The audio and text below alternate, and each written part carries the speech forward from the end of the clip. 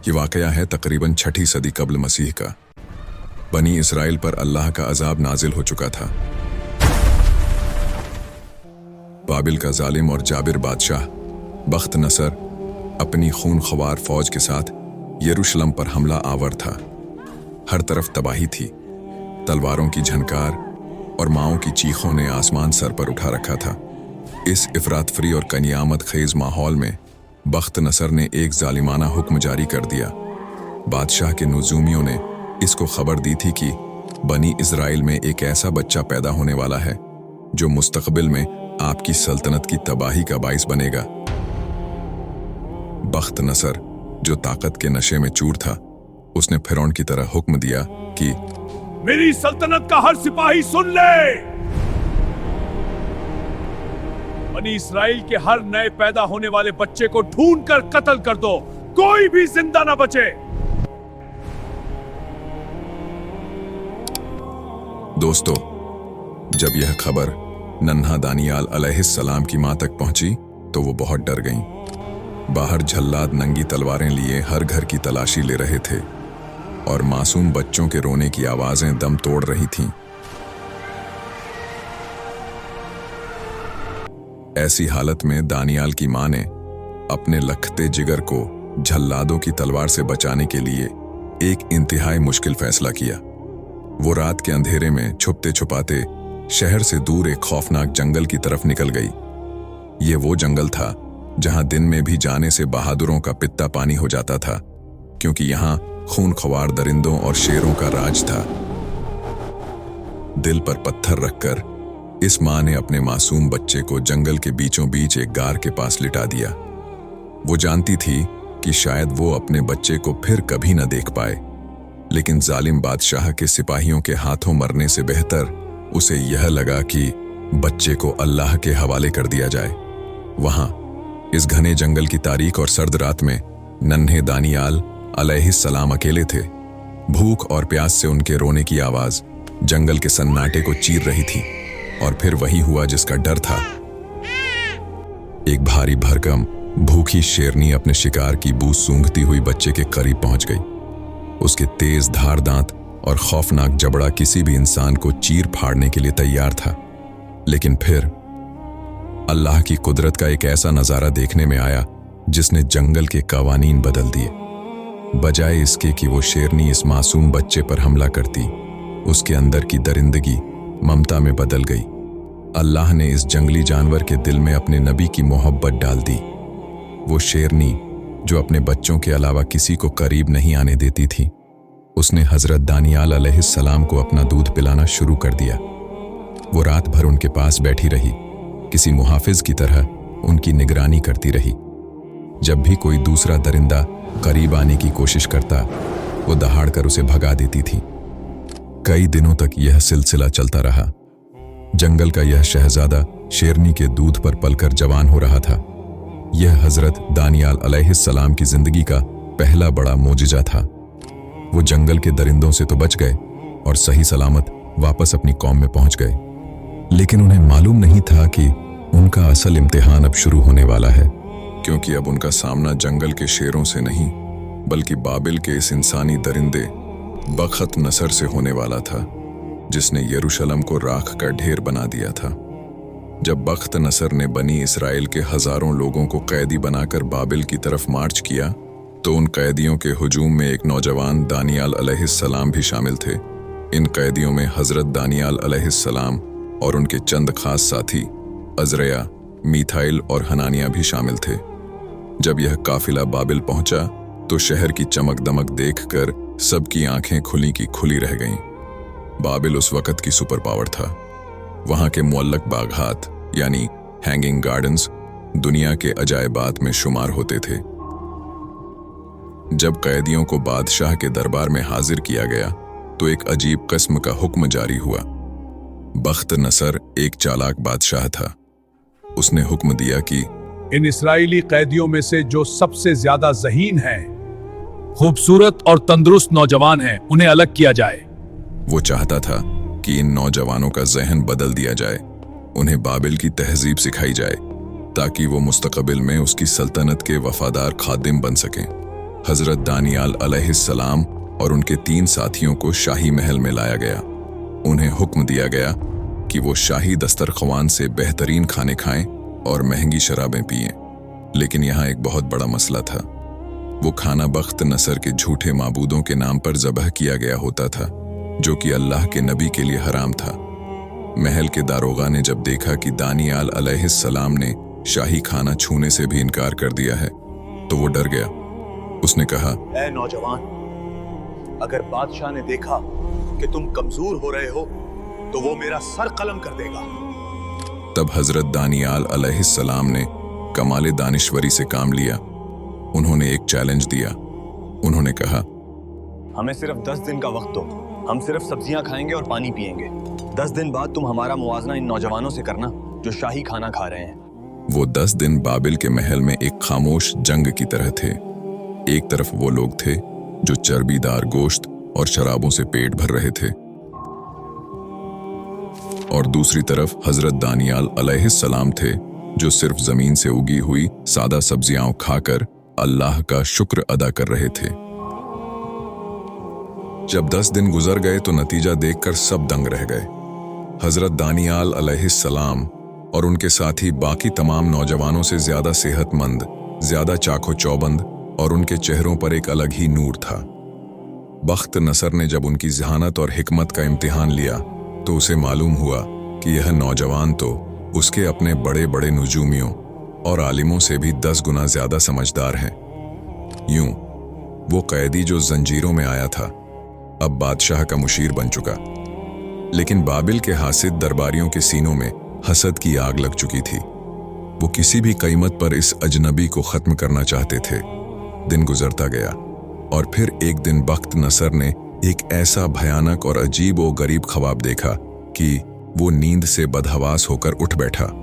अजीब बात यह थी कि वो ख्वाब देखकर तो डर गया था, लेकिन सुबह होते ही वो ख्वाब उसके जहन से बिल्कुल मिट गया। उसने अपने तमाम जादूगरों, काहिनों और नुजूमियों को बुलाया और एक ऐसा मुतालबा कर दिया जो इंसानी बस से बाहर था। उसने कहा, मुझे ये भी बताओ कि मैंने क्या ख्वाब देखा था और उसकी ताबीर भी बताओ। अगर तुमने नहीं बताया तो तुम सबके टुकड़े टुकड़े कर दिए जाएंगे। पूरी सल्तनत में कोहराम मच गया। किसी के पास इस सवाल का जवाब न था। दोस्तों, बख्त नसर का गुस्सा आसमान को छू रहा था। उसकी आंखों में खून उतरा हुआ था और वो अपने तख्त पर बैठा हुआ किसी जख्मी शेर की तरह गुर्रा रहा था। इधर दरबारियों के हाथ पैर फूल चुके थे। वो गिड़गिड़ाकर कह रहे थे, ऐ बादशाह, जमीन पर ऐसा कोई इंसान नहीं जो यह बता सके कि आपने क्या देखा। यह इल्म तो सिर्फ खुदाओं के पास है। लेकिन बख्त नसर किसी की सुनने को तैयार न था। ठीक इसी वक्त जब जल्लाद आगे बढ़ रहे थे, हजरत दानियाल अलैहिस्सलाम दरबार में दाखिल हुए। हजरत दानियाल अलैहिस्सलाम ने बुलंद और पुरएतिमाद आवाज में कहा, ऐ बादशाह, मोहलत दो। जिस ख्वाब ने तेरी नींदें उड़ा दी हैं उसका राज वो अल्लाह फाश करेगा जो आसमानों और जमीन का मालिक है। फिर दानियाल अलैहिस्सलाम ने दुआ की तो अल्लाह ने अपने नबी पर वो तमाम पर्दे उठा दिए जो बख्त नसर के दिमाग पर पड़े हुए थे। ख्वाब का वो नक्शा एक एक तफसील के साथ हजरत दानियाल अलैहिस्सलाम के सामने वाजह हो गया। फिर बादशाह ने गरज कर पूछा, ऐ नौजवान, क्या तू वाकई वो बता सकता है जो मेरे बड़े बड़े जादूगर न बता सके? हजरत दानियाल अलैहिस्सलाम ने मुस्कुराकर जवाब दिया, ऐ बादशाह, ये किसी इंसान का कमाल नहीं बल्कि उस एक अल्लाह का करम है जिसने मुझे वो दिखाया जो तूने देखा था। तूने ख्वाब में एक अजीमुश्शान और हैबतनाक मूरत यानी बुत देखी थी जिसकी चमक आंखों को खैरा कर रही थी। बख्त नसर का मुंह हैरत से खुल गया। हजरत दानियाल अलैहिस्सलाम ने आगे बढ़कर वो तफसीलात बताना शुरू की जो किसी के वहमो गुमान में भी न थी। ऐ बादशाह, इस मूरत का सर खालिस सोने का था। उसका सीना और बाजू चांदी के थे। उसका पेट और रानें तांबे की थीं। उसकी टांगें लोहे की थीं और उसके पांव कुछ लोहे और कुछ मिट्टी के बने हुए थे। बख्त नसर अपनी जगह से उछल पड़ा। हाँ, बिल्कुल यही देखा था मैंने। लेकिन आगे क्या हुआ? दानियाल अलैहिस्सलाम ने कहा, फिर तूने देखा कि गैब से एक पत्थर जिसे किसी इंसानी हाथ ने नहीं तराशा था पहाड़ से टूट कर गिरा। इस पत्थर ने मूरत के लोहे और मिट्टी के पांव पर ऐसी झड़प लगाई कि वो पूरी मूरत चकनाचूर हो गई। सोना, चांदी, तांबा और लोहा सब रेत बनकर हवा में उड़ गए, लेकिन वो पत्थर खुद एक अजीम पहाड़ बन गया और पूरी जमीन पर फैल गया। जब अपना ख्वाब बादशाह ने सुना तो वो हैरान हो गया। अब वक्त था ताबीर का।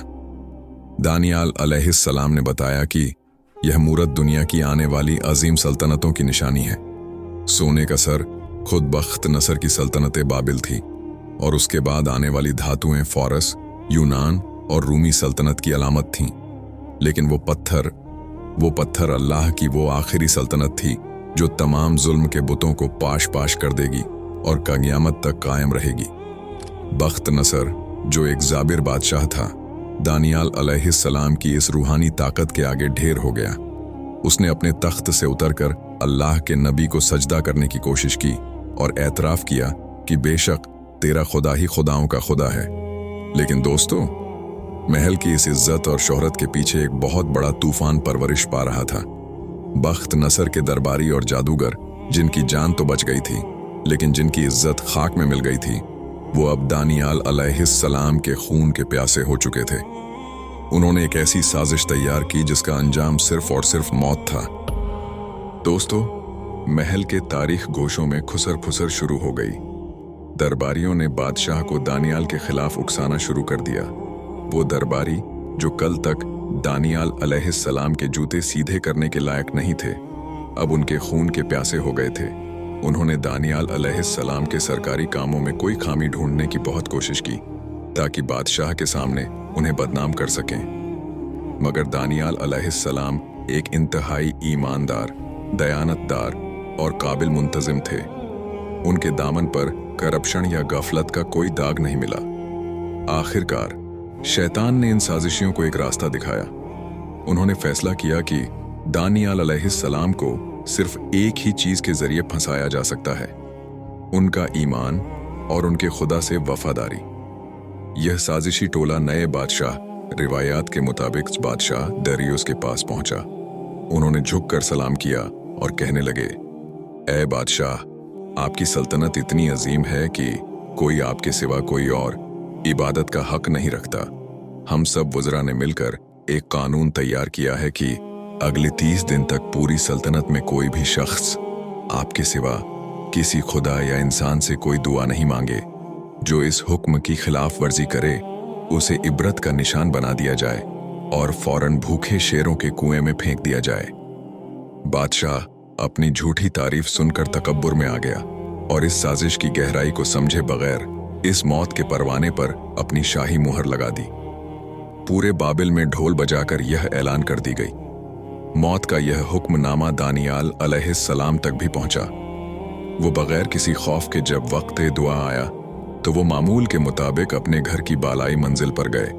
उन्होंने किसी खौफ के बगैर वो खिड़की खोली जिसका रुख यरूशलम, बैतुल मुकद्दस की तरफ था, और हसब मामूल दिन में 3 बार अपने रब के हुजूर सजदा रेज हो गए। उन्होंने छुपाने की कोई कोशिश नहीं की। वो खुल्लम खुल्ला अपने रब को पुकार रहे थे। साजिशी तो इसी ताक में बैठे थे। जैसे ही उन्होंने दानियाल अलैहिस्सलाम को सजदे में गिरते देखा, उनकी आंखों में शैतानी चमक आ गई। वो दौड़े दौड़े बादशाह के पास पहुंचे और कहा, ऐ बादशाह, क्या आपने हुक्म जारी नहीं किया था?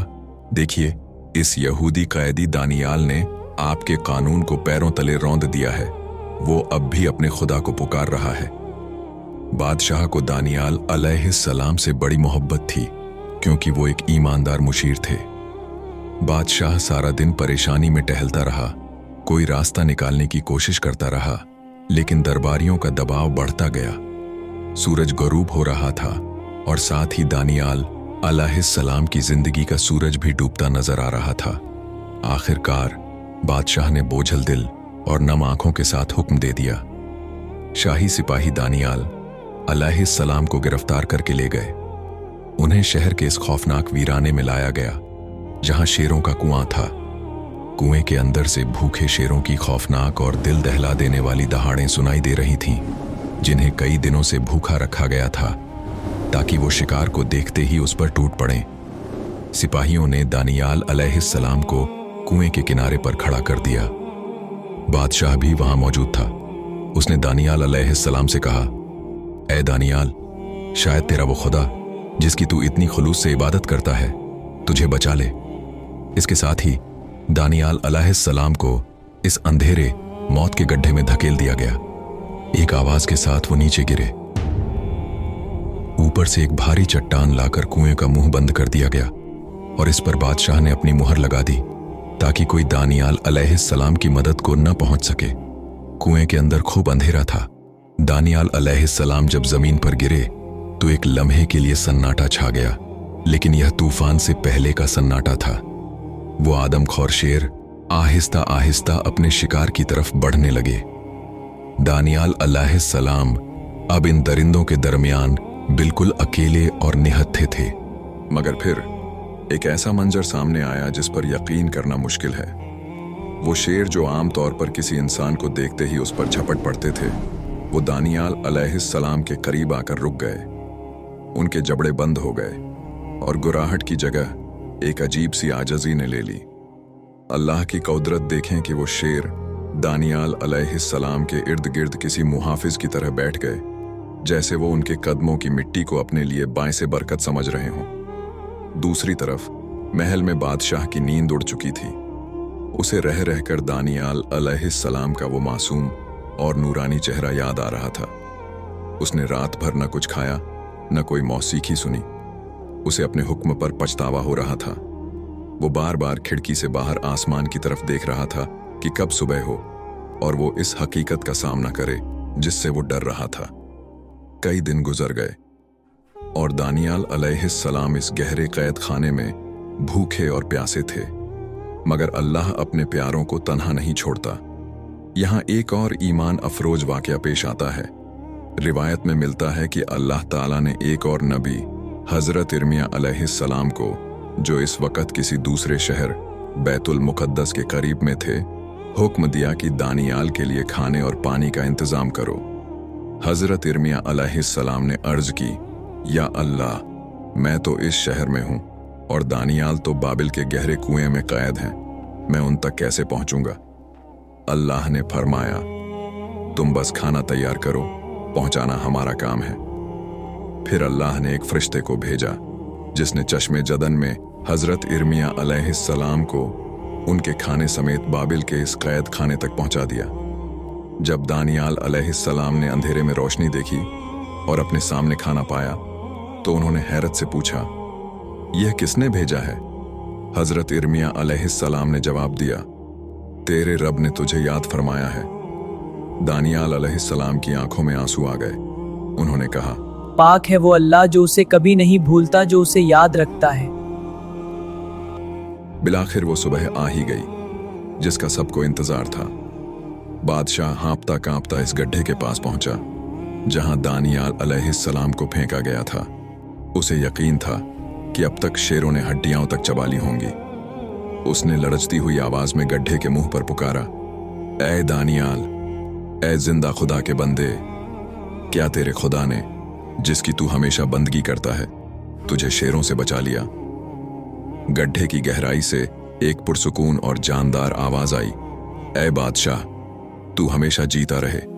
मेरे अल्लाह ने अपना फरिश्ता भेजा और इन शेरों के मुंह बंद कर दिए क्योंकि मैं उसके हुजूर बेगुनाह पाया गया। बादशाह के हुक्म पर फौरन वो भारी पत्थर हटाया गया। जब दानियाल अलैहिस्सलाम बाहर निकले तो लोग दंग रह गए। उनके लिबास पर एक खराश तक न थी, बल्कि उनका चेहरा पहले से भी ज्यादा रोशन था। बादशाह ने उन्हें गले से लगा लिया, लेकिन इंसाफ अभी बाकी था। बादशाह ने गुस्से में आकर हुक्म दिया कि वो तमाम साजिशी जिन्होंने दानियाल अलैहिस्सलाम के खिलाफ जाल बुना था, उन्हें उनकी बीवी बच्चों समेत इसी गड्ढे में फेंक दिया जाए। रिवायत कहती है कि अभी वो लोग गड्ढे के फर्श तक पहुंचे भी नहीं थे कि वही शेर जिन्होंने दानियाल अलैहिस्सलाम के सामने सर झुकाए थे, इन साजिशियों पर भूखे दरिंदों की तरह टूट पड़े और एक लम्हे में उनका नाम ओ निशान मिटा दिया।